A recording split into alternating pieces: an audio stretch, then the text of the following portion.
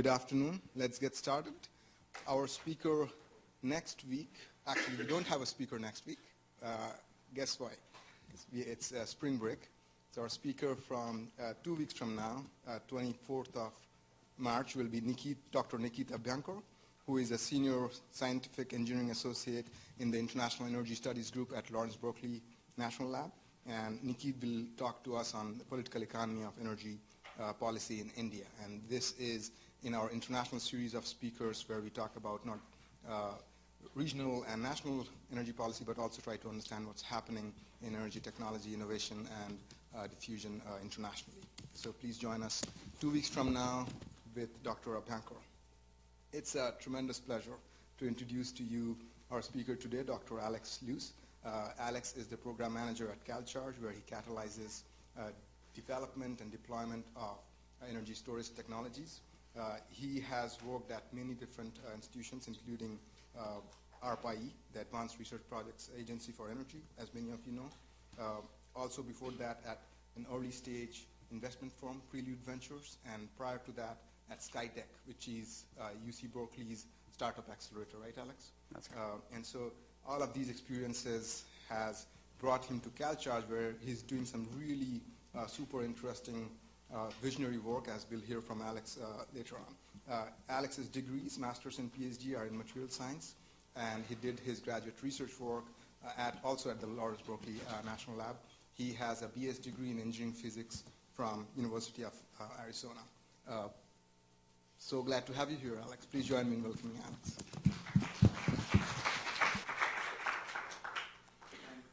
Just before I hand it over, I have one special announcement to make, which is Vivek is going to pass around an attendance sheet. So if this is a random roll call. We do it a few times every semester. If you are a registered student, please be sure to sign in your name, right? So you'll see a white sheet passing around. Well, thank you, Varun and Vivek, for inviting me. And I'm really excited to be here in Austin, Texas. This is actually my first time in Austin. So just thrilled to have the opportunity to visit.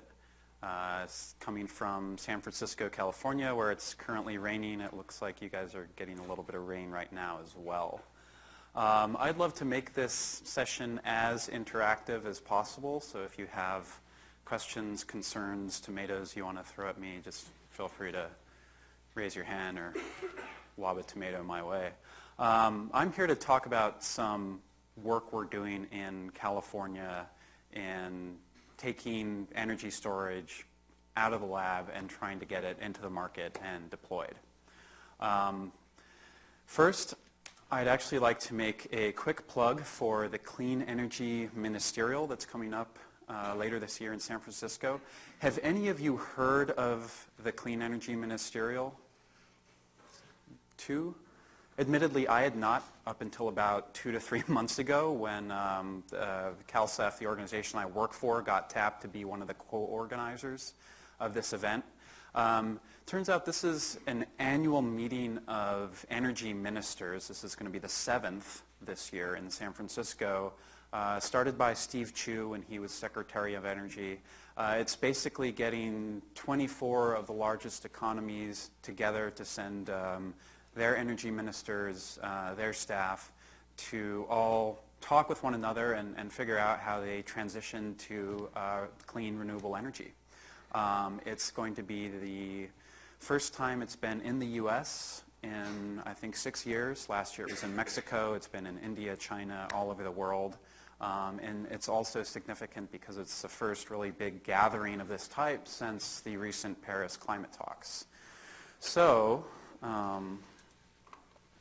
we are actually organizing a startup and solution showcase. If you work for a startup or you're interested in a startup, we're going to have 100 startups and what we're calling solutions, so companies that are actually deploying products available to come and view. And this will be open to the ministers one day and open to the public another day. So if you have any interest in coming to exhibit, or you want to come to San Francisco later this year, there's a website down here which is sem7.org. Check that out for more information, and that's my quick plug for that. But really, I'm here to talk to you today about energy storage and CalCharge. So a quick overview, I'll tell you our origin story, why I think and I believe California is really a first mover when it comes to energy storage in the United States and also the rest of the world, and how we're thinking about building an ecosystem around batteries and energy storage. So CalCharge actually started from CalCEF. CalCEF is the California Clean Energy Fund, which is an independent nonprofit in the state of California that started in 2004 after PG&E, one of actually the largest investor-owned utility in California, went bankrupt. After they went bankrupt, the state of California basically said, hey, you guys have been claiming to do clean energy since the 1980s. You haven't really done it as part of this settlement agreement due to the bankruptcy. Why don't you actually create an independent fund to invest in clean energy technologies?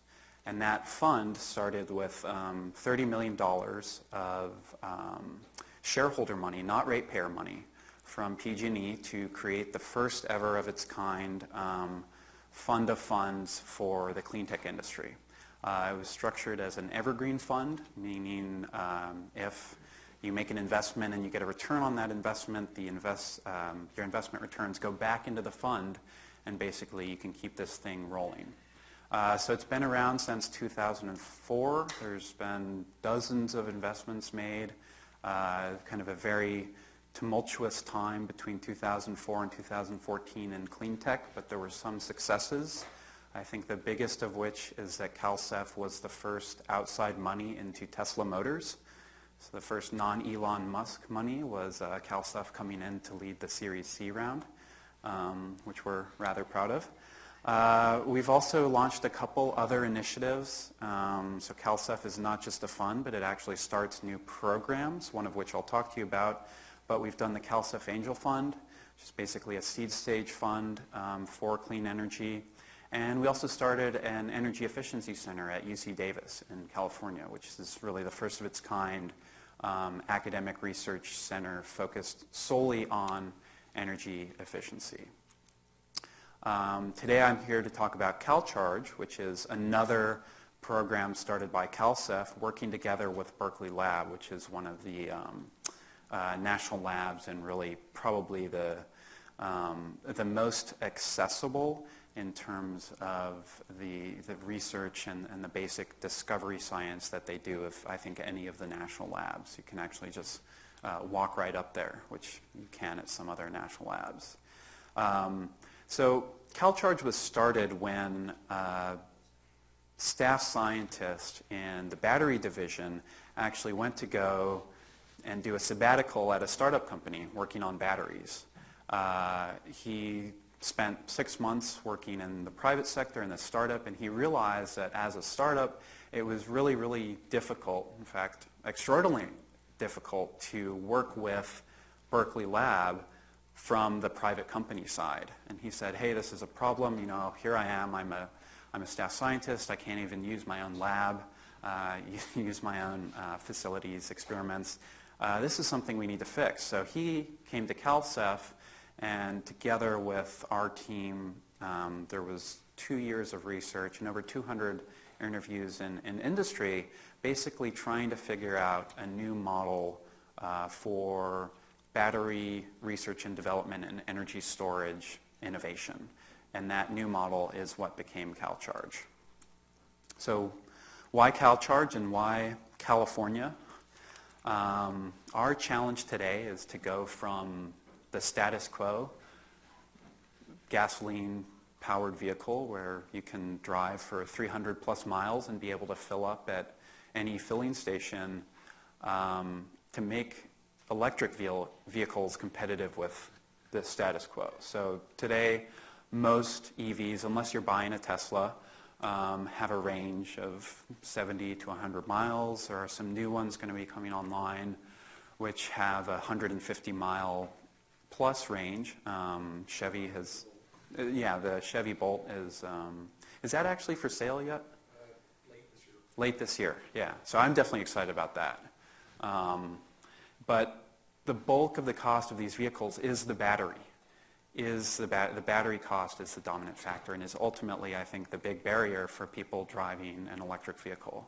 I mean, for example, if I was shopping for a new car, my big question would be, am I going to have enough range to be able to get to work, to go places on the weekends, to do the things I want to do? I think these are very basic concerns that all of us might have.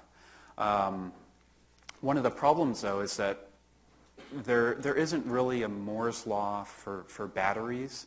Battery cost has come down over time, in fact, significantly, but it's at this steady 5% per year rate. And similar cost challenges exist for batteries for grid-scale energy storage. In fact, actually, if you look at batteries that are grid-connected, most of the batteries installed, I think over 95% in 2015, were lithium-ion batteries. So almost the same as a battery you're going to put into the car are right now the batteries that are being deployed on the electrical grid. So the question is, how can we iterate and try and improve this process? We think California is a first in many regards. It's actually one of the biggest markets for electric vehicles. If you look at basically how many vehicles are sold in the U.S., almost half of them are sold in California. This is a little bit dated right now. The numbers have actually gone up all across the board, but there's a huge market in California for electric vehicles. On the stationary side of things, and actually you'll notice over the course of this talk, I'm going to talk about both transportation and stationary energy storage, and the common theme is ultimately you're limited by both cost and performance typically of the batteries. So you can almost use them interchangeably to some sense. But on the stationary side of things, state level policy in California sends tremendous market signals. So California has a very aggressive renewable portfolio standard. They're trying to get to 50% renewables. We're supposed to get to 33% by 2020. I think we're going to exceed that. But 50% of the generation capacity in California is supposed to be renewable electricity by 2035. So that's a tremendous market. It also creates problems, as I'm sure you've heard about, with renewables being intermittent and needing storage once you have high amounts of both wind and solar generation. So California at the state level is sending market signals via the policy framework that they've built to actually deploy a whole bunch of energy storage. So right now they have a target of forcing the investor-owned utilities to procure 1,325 megawatts of energy storage by 2020 that will be online in 2024. It's going to be both transmission connected, distribution connected systems, and also can be customer sided, or what's called behind the meter. Behind the meter would be something like a Tesla Powerwall or in a commercial building, things of that sort. It's a really big number. If you do the math, and based on how much storage systems cost, this is over $1 billion of money the utilities are going to have to spend to deploy storage. It's probably somewhere between $2 to $3 billion that they're going to be spending in the next 4 years. So there's a tremendous market right now for energy storage in California. Overall, we love to tout the fact that we think we have critical mass in California to be able to have a global impact and to lead the rest of the U.S., I think in several regards. And as far as energy storage, there are actually more than 130 storage companies located in California. That's both startups and some very large companies. There's also 13 academic and research institutions in California, so that's the universities and the national labs. And almost half of the energy storage deployed in the U.S. is actually located in California, if you exclude pumped hydro, that is. California leads the way in terms of patents, And there's a lot of venture capital money right now flowing, one, into the clean tech sector less than it has in the past, but particularly into energy storage and battery companies.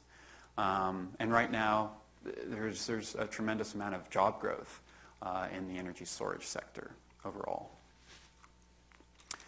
So we love to use analogies about Silicon Valley being in Silicon Valley. I think the fact that we're there, we like to, kind of toss around, well, can we model things after what Silicon Valley has done for computers and for software? And we think we can do that to some extent for energy storage and for batteries through fostering collaboration. So the battery equivalent being new materials and storage concepts that are being developed at universities and national labs. Having the manufacturing component is absolutely crucial because oftentimes there's a disconnect between where the R&D is done and where it's manufactured, as I'll talk about later. And finally, the markets. The markets have to be there as well, and there can't be a disconnect between that and the manufacturing. So really, for us, innovation is about having the location of these three connected areas overlap, and we feel that they physically do in California. So a lot of the early work that we did was basically in just mapping the ecosystem. We found we had these academic and research institutions, places like Berkeley Lab, like SLAC at Stanford, which is a accelerator lab, basic particle physics, or a lot of venture capital present in the area. Plenty of emerging companies and startups, very large end users, Tesla, for example, and a number of government entities who participate in energy storage as well. Things like the state of California, the Public Utilities Commission, and the California Energy Commission. And finally, a number of groups like CISA, which is the California Energy Storage Alliance, and IBW-NICA, which is actually the Union of Electrical Workers. So we felt that this ecosystem, even though all these people were in the same place, was highly fragmented. In other words, these groups weren't really talking with one another or working with one another. There were a number of end users, but they didn't really have connections to the startups. The startups were trying to make connections to their customers. There just wasn't enough dialogue happening. And there were also big gaps in the educational offerings and certification programs. And by that I mean that you couldn't walk into a community college or university, and if you wanted to study energy storage, there wasn't a well-defined track to be able to do that. Furthermore, there didn't, and to a large extent still don't, exist standards within energy storage for how you actually deploy these assets. And as I alluded to, where the R&D is being done is not located next to manufacturing facilities. So our question was, can we connect all of these things? And we felt that we have the right components, the right concentration and a critical mass, and that CalCharge could be a linkage, an interconnector, if you will, between these disparate groups. So a lot of what we do is we foster dialogue and we act as a translator maybe between universities on one side and business on the other, and finance and policy. We're a common linkage, and we're a public-private partnership.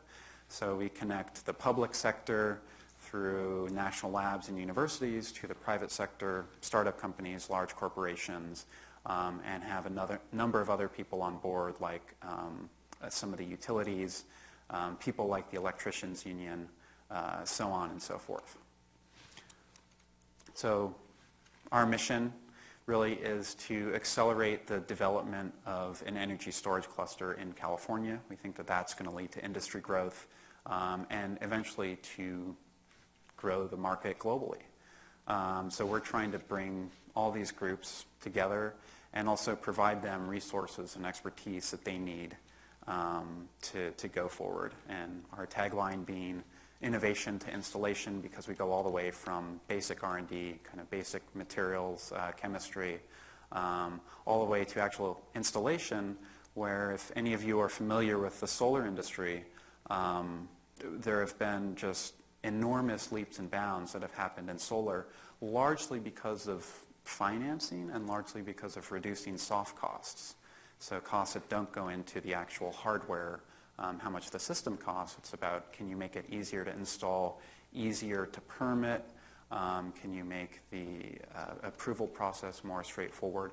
All of these things are going to happen in energy storage. And there's a couple people I work with, all of us actually come from a solar background or have spent time in the solar industry. We like to think that the storage industry is where the solar industry was 10 years ago. It's very early days, and there's going to be a lot of parallels for what has happened in solar with what's going to happen in storage. So I'll pause there and ask if there might be any quick questions. Please. How do you avoid battery technology lock-in? Can you be more specific? So, like, how do you avoid promoting one particular battery technology over any others? That there are like a bunch of technologies available. Sure. Yeah. Probably we separate The microphone. But that's okay. Do you mind, for these round of questions, just repeating the Absolutely, yeah. So the question was, how do we avoid battery technology lock-in, which is a great question. We ourselves at CalCharge don't play favorites when it comes to technology. We don't really advocate for any one particular technology versus another. I think, as we're finding, especially as we deal with the utilities, different technologies will be suited for different applications. And in that case, it's hard to have right now apples to apples comparisons of kind of one technology across all use cases, because you can't. It's highly dependent on what your actual use case is. So to that end, we're actually working with some of the standard-setting organizations to try and be able to compare apples to apples when it comes to the technology. In other words, there's not a suite of tests you can run right now and accurately compare one battery versus another, but through other third-party organizations, DNVGL is a great one. They did the same thing with solar, in that they found that it was really hard to compare more than 140 different module manufacturers to one another. You couldn't just get a spec sheet from a module manufacturer and take that at face value. You actually had to do testing. And so we're working with organizations that actually do testing to be able to provide a third-party analysis. So our membership is made up of, right now, a number of, private, public sector organizations like the National Labs, University of California, a number of very large international companies, automotive OEMs, all of whom are trying to build their next latest and greatest battery, and a number of smaller companies and startups. I mean, everyone from Duracell, who you've probably heard of, to small, like 3-5-person startups. And basically they join because they want to be part of this interconnection point, what we like to think of as being really a center of gravity for the storage ecosystem. So we bring these people together basically to accelerate the commercialization of new storage technologies. A great example of that is when, for example, there might be a startup who is very strapped for resources, and they'd like to maybe work with Berkeley Lab because of the specialized equipment that they have, because of getting to work with a staff scientist who's probably a world expert in the field. We make those sorts of connections happen. We'll also do the same thing for the larger companies as well. So to date, we've done over 13 projects at 2 national labs where companies have come in and will actually sponsor collaborative research. That's interesting for the scientists because they're getting to learn about kind of the top secret thing that industry is doing, it's also really useful for industry because they get to work with someone who has years and years of experience specific to batteries. So we really see it as a win-win for the research institutions and for the private sector. There are a couple concrete program areas that we offer. One is what we call technology acceleration, which I'll talk about later, but it's basically through a number of agreements that we've negotiated with the national labs. Have any of you worked at a national lab before? So I spent 7 years working at one. I can say that it's pretty hard to work with the private sector on either side, and that's exactly where CalCharge fits in, as we're trying to simplify the process of working with a national lab on both sides, actually. We also do what we call pre-commercialization support, which is trying to build a roadmap around batteries. I'll talk about that later. We have professional development that we do, so we actually started a couple curriculum initiatives focused entirely on batteries and energy storage. And finally, we bring the ecosystem together through events, through workshops, through trying to develop standards and certification. So on the education side, we started this thing called Battery University. It's really cool. It's a series of, right now, graduate level courses at San Jose State, but we're talking about replicating that model at both University of California, San Diego and UC Berkeley. And students can receive a certificate or an actual master's degree in battery technologies. There's some online components. Eventually we'd like to have something that could scale much more rapidly, but we're not quite there yet. It's also developed for working professionals because we actually found that for people wanting to make a transition into batteries or energy storage, a lot of them actually were working and had full-time jobs already. So the courses will be either on weekends or weeknights. And right now it's pretty technology focused, but we're trying to build in more policy and finance aspects into this curriculum as well. But we're really excited about it because it's kind of the first of its kind, to our knowledge, program just specifically dedicated to batteries. So with IBW-NICA, IBW-NICA is the International Brotherhood of Electrical Workers, the National Electrical Contractors Association, basically the union of electrical workers. And actually when I first heard that they were interested in joining CalCharge, I kind of scratched my head and I wondered, well, why is that? It turns out it's because for any battery or energy storage system you're going to install, that install is going to be done by an electrician somewhere. So having these guys on board is absolutely essential in order to try and drive down eventually some of the installation costs, the soft costs, and facilitate rapid installation of energy storage. So we're trying to model some things that were done with electric vehicles for charging into stationary energy storage systems. So we also think a lot about how to bring new technologies to market. This is one of my favorite charts. This shows basically how for a new technology or a startup, how the technical risk will decrease over time, typically 5 to 7 years. But the amount of capital required to hit each and every milestone goes up almost by an order of magnitude every single time. So you start at the lab stage, maybe in a national lab or a university somewhere. You might develop the IP, you might get a SBIR grant, you might work with an organization like ARPA-E to kind of get that out the door. Then you're going to have to build a pilot to really prove the technical concept. Eventually you'll have to actually think about how you provide engineering feasibility, in other words, kind of taking it off the bench top and probably putting something in the ground. And it can be hundreds of millions of dollars before eventually you reach commercial execution. All the while, the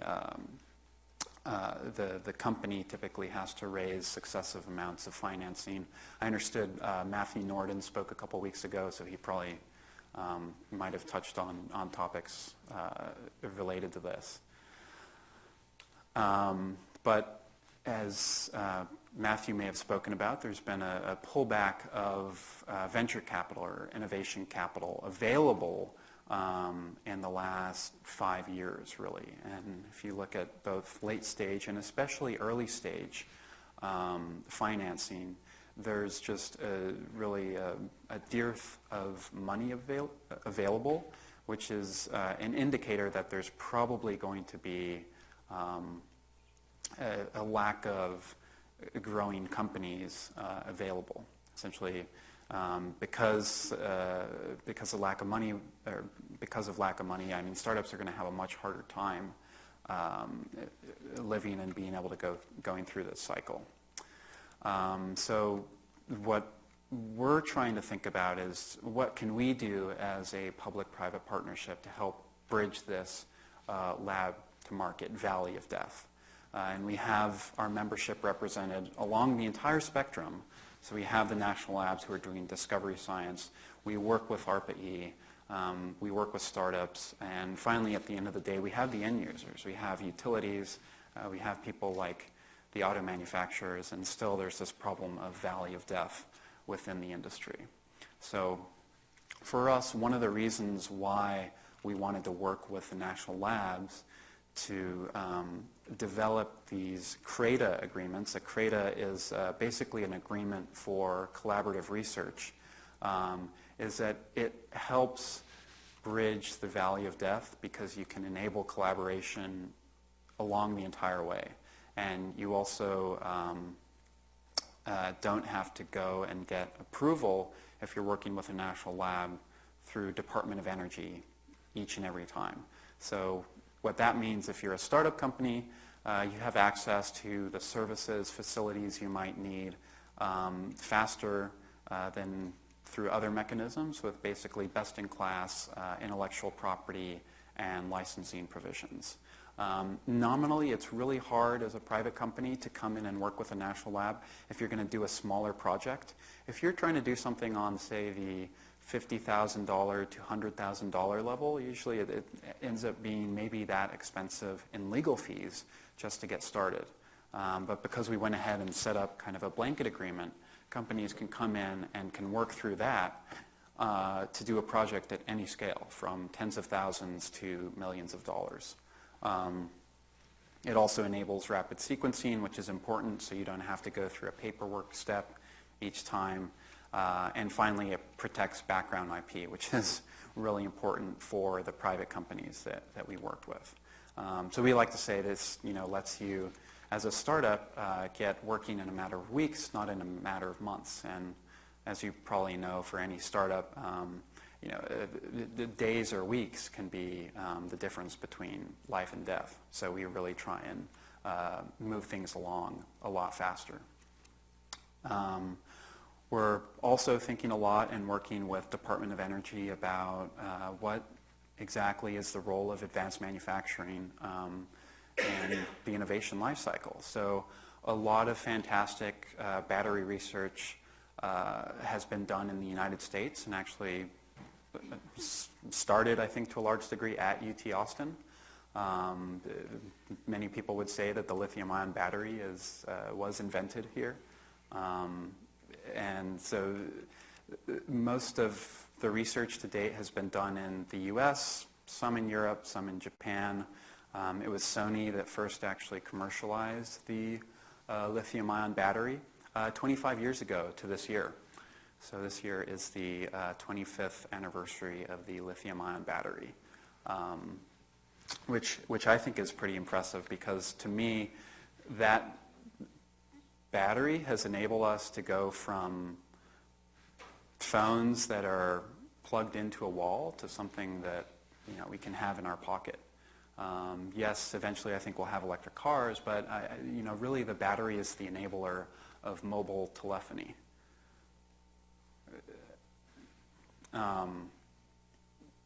And to me, that's really powerful. I mean, none of this would be possible without the lithium-ion battery. So as we think about research and innovation, there's a mismatch right now between where the manufacturing is done and where the research is done. And as I alluded to earlier, we think one of the problems is that there's a disconnect between research and manufacturing, and it's important to try and co-locate or have coordination between research and manufacturing. And especially in the US, we really think this is an incredible opportunity given the amount of research we're doing in the space. Why can we not be building batteries here as well instead of doing it overseas? So we actually have done a large body of work with our member companies to try and develop a thesis around building a Semitech type organization for batteries. Are many of you familiar with Semitech? A couple. So Semitech is the Semiconductor Technology Industry Consortium. Was started back in the 80s. All the big chip companies like Intel, AMD, Texas Instruments realized that the Japanese actually were eating their lunch when it came to putting out and producing computer chips and microprocessors. So they said, hey, this is a problem. DARPA, the Defense Advanced Research Projects Agency, provided $100 million, and there were matching private sector commitments to create what became known as Semitech, which was basically a way to do pre-competitive research for the semiconductor industry. And pre-competitive means that it's probably on a 3 to 5 year time horizon. It's something that is not kind of core to their next product or their next product, but these are problems that the entire industry might be facing as a whole.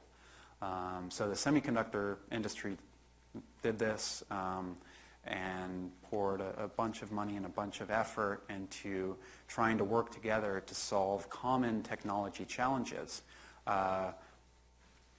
Depending on who you talk to, it was either wildly successful or moderately successful. There were a number of other kind of macroeconomic factors at play.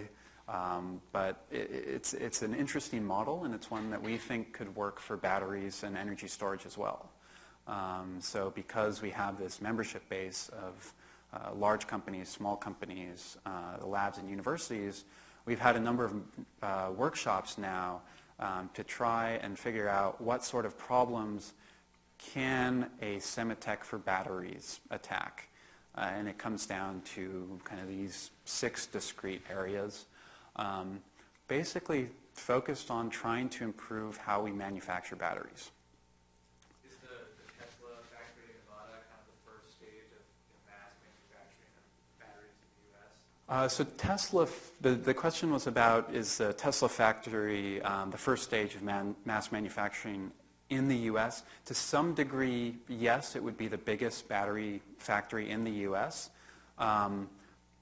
But there, to my knowledge, and we talk with Tesla, they're basically focused on trying to achieve cost reduction by achieving scale.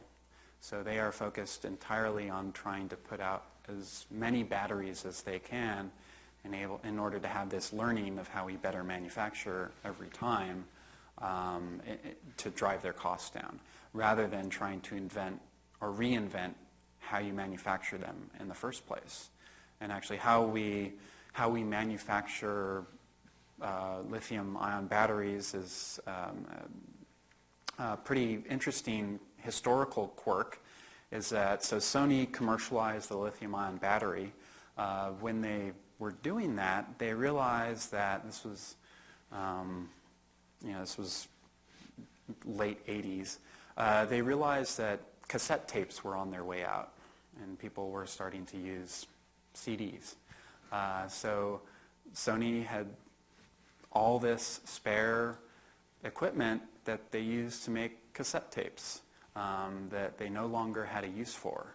So what they did when they first brought the lithium-ion battery to market is they actually used the spare roll-to-roll cassette tape equipment to manufacture their batteries. It was never really an optimal solution from a battery standpoint, but it was a solution that worked for them because they had the equipment available and they could use the existing reels and tapes to coat materials and make electrodes and eventually make batteries. So it's a really interesting historical quirk that now that's how basically all of our lithium-ion batteries are made. It's in this style of process. Not because it's the best, but just because it was what was around 25 years ago. So we're thinking about, is there a way to better re-engineer, if you start almost from the ground up, how to ideally manufacture a battery. And as I talked about in the very beginning, I mean, one of the challenges really is cost. Please. So in 2009, we worked on an effort here to try to get NatBat Right. to come here, given some of the research in the past. It went to, I think, Argonne Labs plus Kentucky in some way.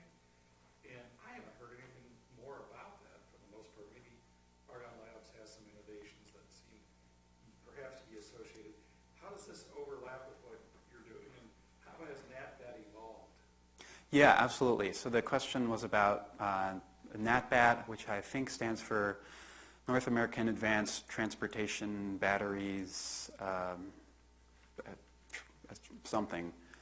They're basically a trade association for advanced batteries. We're actually, we work together with NatBat to a small degree, so we're partner organizations. We collaborate on some efforts. To my knowledge, NatBat hasn't really morphed into their vision of being this kind of Semitech organization, to follow the same analogy. But work was done both with Argonne and with Lawrence Berkeley Lab to set up JCESR, which is the Joint Center for Energy Storage Research, as a way to do research that's bridging the gap basically between kind of the basic discovery science and then commercialization. So I think they target TRL, or Technology Readiness Level 5, which is about halfway between kind of fundamental discovery and very large scale application. So JCESR is alive and healthy, and I think they're about halfway through their they're about halfway through the, I think, envisioned or maybe awarded 10-year lifetime of the program, and it's something I could definitely talk to you a little bit about offline, because we work with them on a couple specific initiatives. But I guess to a higher level, there are a number of organizations all interested in achieving the same thing, which is how do we better manufacture batteries to begin with. And we're just, I think we're one effort, and we're trying to work with a number of people. And so I'll stop there, because I think we're running close to the end of time, and definitely be able to take any questions.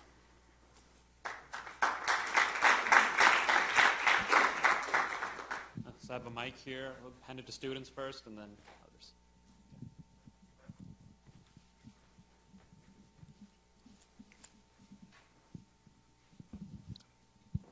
Hi, thanks for your talk.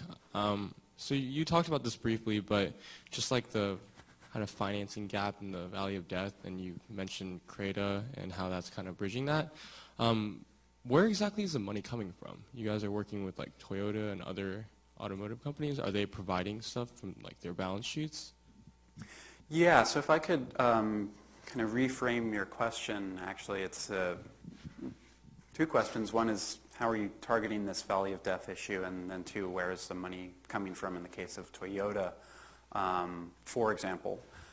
So when Toyota or VW, or quite frankly any CalCharge members do a collaborative research project with one of the labs, they're paying for it.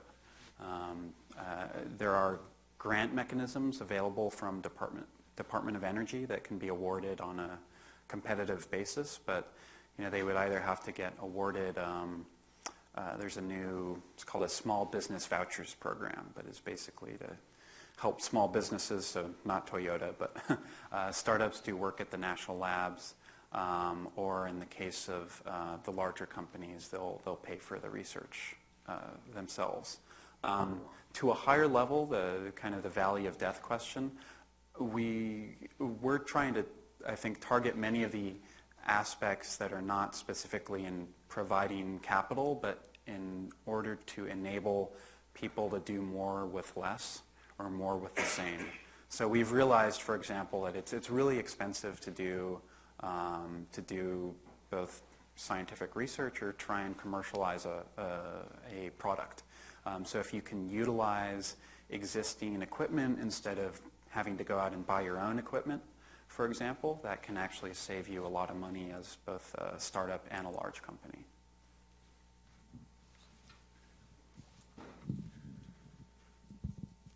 Thanks for the talk. My question is concerning the U.S. battery manufacturing industry. Other than the Tesla Gigafactory that they're making, what steps is the U.S. taking towards the actual manufacturing of these batteries? Yeah, to be honest, not a whole lot, and we think that's a problem. I think at a high level, a number of people acknowledge that this is an issue, but are trying to concede that we might have already lost the race, largely to Asia and specifically China. So this is one effort to kind of regain some footing, but to a large degree, really not a whole lot.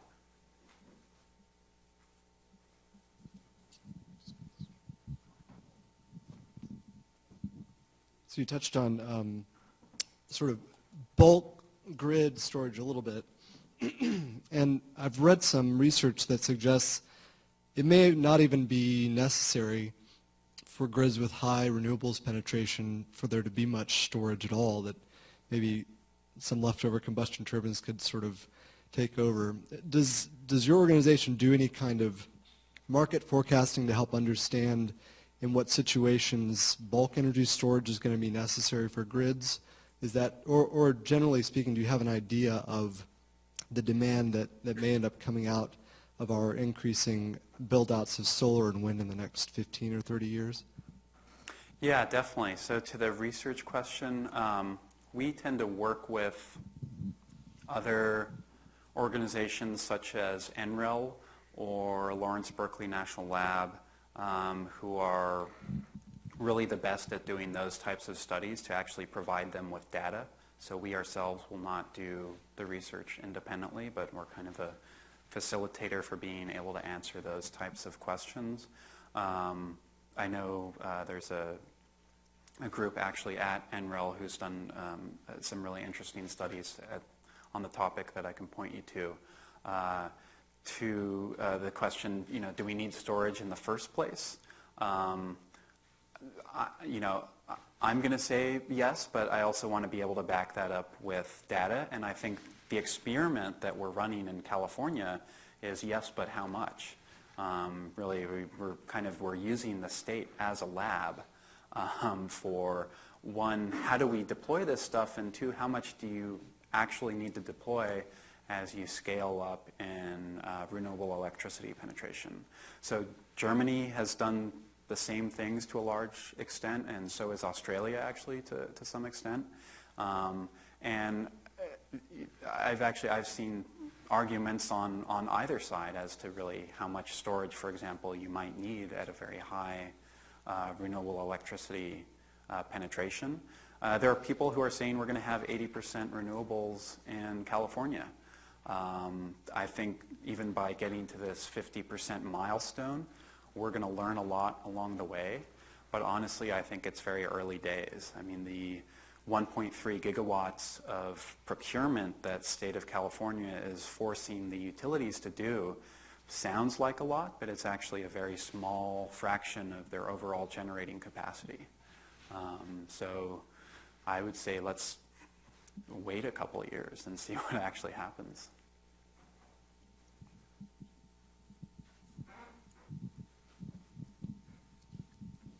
Hi, thanks so much.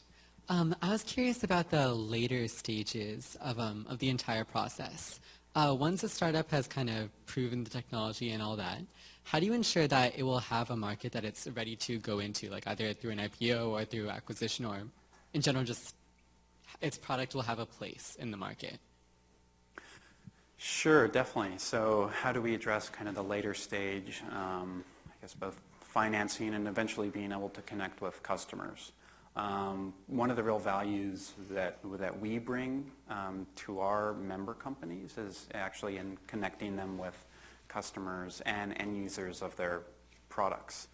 So that's why for stationary energy storage, that's why we have utilities who are part of our network, is that the utilities are eventually going to be procuring stationary energy storage solutions. So, that's one, or actually many customers you can go and talk to. It's the same for transportation batteries, and we work with a number of companies that are trying to develop either new chemistry or new materials for transportation battery applications. And at the same time, we also work with the large automotive OEMs who are actually interested in putting these batteries into their cars. It's not always an easy conversation to be able to facilitate, but I think at the end of the day, people have come around to the fact that given a long-term time horizon, they realize they need to work together. So, we try and connect the companies with their customers, and if you're a company without customers, you're probably not going to IPO or even get to that later stage. So super quick follow-up, does that evaluation take place, or is there an evaluation that takes place right after proof of technology or once the startup joins, or is that not really a mechanism that you're incorporating as part of CalCharge? Well, I guess to give you an example, one of the things that we've noticed is that take a company like Apple, for example. Apple's actually the world's largest consumer of batteries. Surprise. But, they have batteries in all of their devices, from your watch to your computer, etc. Apple will come to our events and our workshops and be willing to talk to people who are doing innovation to try and get a sense on who else is doing what, and also potentially, is this going to be a better mousetrap for them that maybe they're interested in buying or working with at a later stage. So I think kind of the more you can have a conversation along the life cycle, during the life cycle of your startup or company, the better poised you're going to be, and we facilitate that. Thank you again. So when you're talking about the manufacturing facilities, Japan, South Korea, China, any benchmarking data as far as how much governmental support each one of those countries or regions has been giving to foster, nurture the manufacturing base compared to what we have here? And I remember, in the 80s, as far as the computer business, the cost of capital, there are many other factors that led to a migration out of the U.S. So is it a losing battle because we just simply don't have the support compared to these other countries that do? Yeah, that's an excellent question. I think we know a couple of things for certain. We know that it's a lot cheaper to build a factory in China, for example, than it is in the U.S., but we've also seen that in certain places in the U.S., people really like the idea of keeping manufacturing jobs and manufacturing in America. So Tesla chose to build their first gigafactory in Nevada, in the state of Nevada, for a couple specific reasons, but it was largely due to the amount of support that the state provided in the forms of incentives and tax breaks to be able to build a factory. I don't want to say it was even at cost parity with China, but close enough that it actually changed the equation that it made sense. I personally would love to get some numbers on that. I don't have specific numbers to give you, but I do know that even still, similar to semiconductors and similar to solar as well, it's cheaper to manufacture this stuff overseas. Hi, my question is slightly different from manufacturing. So you talked about one of the end customers being the utilities, but I've also seen many companies now concentrate on commercial facilities, buildings, to exploit the arbitrage opportunity that they have, either through demand charge or even participate in the regulation ancillary services market in the grid. So do you think this ancillary services, these arbitrage opportunities are short-lived, or do you think they'll exist for longer time so that many more end customers like commercial facilities come and buy batteries? Yeah, that's a great question. So that's about kind of, is the utility a customer, or is the consumer or building owner a customer, or both? I definitely think it's both. And actually, if I flip back to my earlier slide about which types of stationary energy storage are actually being procured, it includes customer-connected behind-the-meter siting. So at least in this example procurement, it's 200 megawatts. So that's absolutely a market as well, and it's, I think, a less of a question of one or the other, but it's going to be both. I do know that, for example, the economics around energy arbitrage are really, really hard right now, even in California, which has, I think, pretty decent time of use pricing compared to the rest of the U.S. But if you actually run the math on trying to use a Tesla Powerwall, for example, or other battery pack for energy arbitrage, in other words, buy electricity when it's low, sell it back when it's high, the math doesn't work out to pay for the cost of the battery. Not yet. That might change in 3 years, but today you can't really make money doing it. I think where it gets interesting is for buildings with very high electricity loads, particularly commercial buildings like hotels, which just have a very high energy demand that they can't always control, because that's up to the individual occupants. And they can actually do that for load shifting, I think, as you alluded to, in order to avoid peak demand. So for them, it saves money. I think we're still a couple steps removed from the arbitrage aspect, but I would love to see us get there. I think the tough side of the coin on that is actually in having, again, actually the utilities on board, because they're the ones who, one, set the rate structure, and two, actually do the net metering. Just one more question.